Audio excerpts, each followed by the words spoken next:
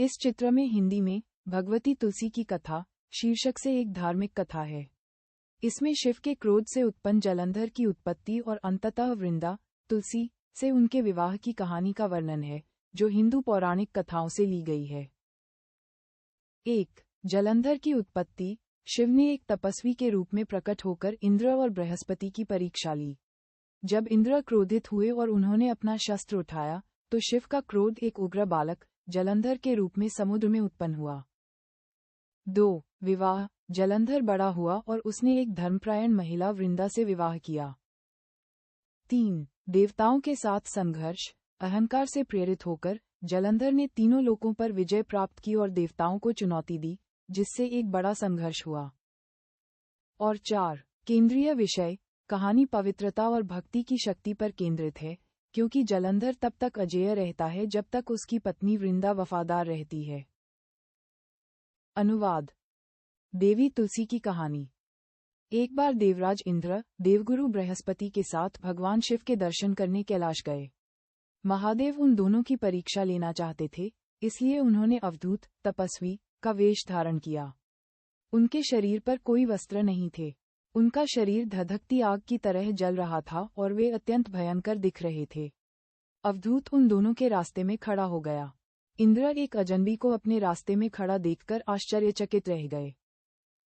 इंद्र को देवराज होने पर गर्व महसूस होने लगा। उन्होंने उस भयंकर पुरुष से पूछा, आप कौन हैं? क्या भगवान शिव इस समय कैलाश में निवास कर रहे हैं या कहीं यात्रा पर हैं? मैं उनसे मिलने आया हूँ। इंद्र ने अनेक प्रश्न पूछे, परंतु वह पुरुष योगी की तरह मौन रहा।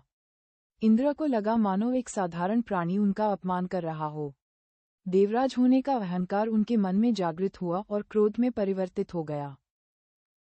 इंद्र ने कहा, बार बार निवेदन करने के बावजूद तुम कुछ न कहकर मेरा अपमान कर रहे हो। मैं तुम्हें अभी दंड दूंगा। ये कहकर इंद्र ने अपना वज्र उठा लिया।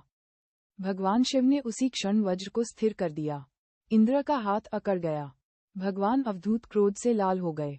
बृहस्पति ने उनके चेहरे पर क्रोध की ज्वाला देखकर समझ लिया कि ऐसा भयंकर रूप महादेव के सिवा किसी और का नहीं हो सकता।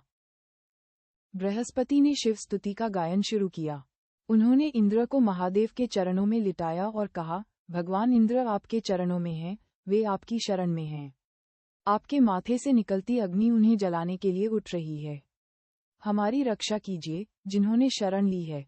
बृहस्पति ने विनती की, हे भगवान, आपकी कृपा सदा आपके भक्तों पर बनी रहती है। आप भक्तों के प्रेमी और सर्वशक्तिमान हैं। कृपया इस अग्नि को कहीं और लगा दीजिए ताकि इंद्र का जीवन बच सके। भगवान रुद्र ने कहा, बृहस्पति, मैं तुमसे बहुत प्रसन्न हूँ। क्योंकि तुमने इंद्र का जीवन बचाया, इसलिए तुम्हारा एक नाम जीव भी होगा। मेरे तीसरे नेत्र से निकलने वाली इस अग्नि की गर्मी देवता सहन नहीं कर सकते, इसलिए मैं इसे बहुत दूर छोड़ देता हूँ। महादेव ने उस अग्नि को अपने हाथ में लिया और उसे समुद्र में फेंक दिया। जैसे ही वह अग्नि समुद्र में गिरी, भगवान शिव की वह अग्नि तुरंत एक बालक में परिवर्तित हो गई। क्योंकि वह सिंधु नदी से उत्पन्न हुआ था, इसलिए वह सिंध पुत्र जलंधर के नाम से प्रसिद्ध हुआ। जलंधर, जिसका नाम शंखचूड़ा है।